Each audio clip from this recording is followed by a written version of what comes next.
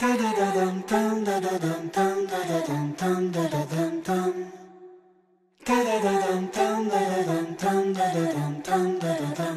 pense que déjà,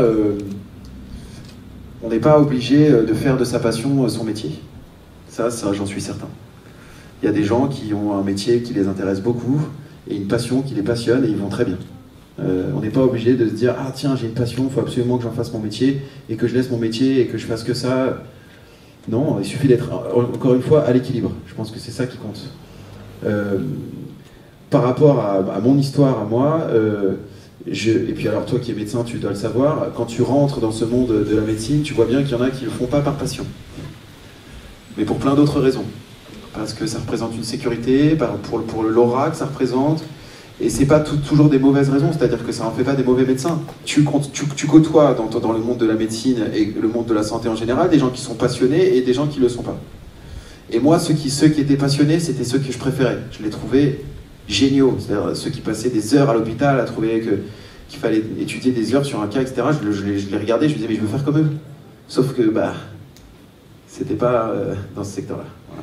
Quand vous inventez une chanson, est-ce que c'est un déclic comme ça et vous vous dites, vous avez une idée en particulier, ou vous vous dites, aujourd'hui je vais écrire une chanson sur la terre, ou je sais pas, par exemple les arbres, et vous avez envie d'écrire une chanson sur les arbres? C'est ce qui va m'émouvoir, qui va provoquer l'envie d'écrire une chanson.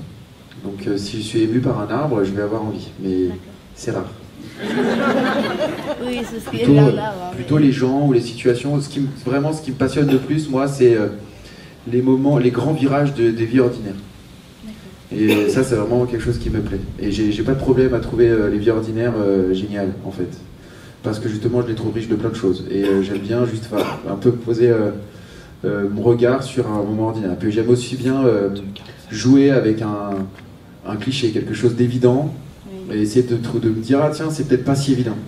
La famille t'est précieuse, les humains sont précieux pour toi. Je pense que tu as développé ton propre cocon familial en même temps que tu développes ta carrière d'artiste. Comment on compose les deux? Comment on est à la fois papa, père de famille, mari, compositeur, pour les autres, pour soi?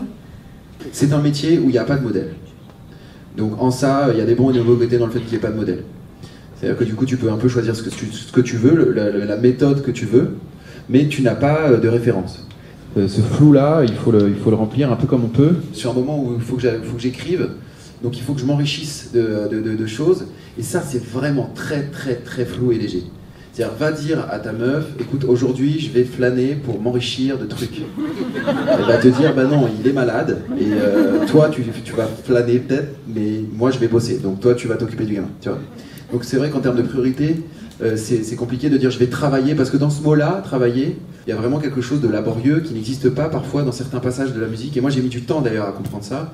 Donc j'essaye d'ajouter de la flânerie, du plaisir, du léger, et en fait finalement ça revient un peu au truc que je disais de pas forcément faire de sa passion son métier. J'ai l'impression que je suis jamais meilleur que quand je m'approche de ce que peut être la musique amateur, c'est-à-dire j'essaie de m'approcher au mieux de l'amateurisme. Et ça...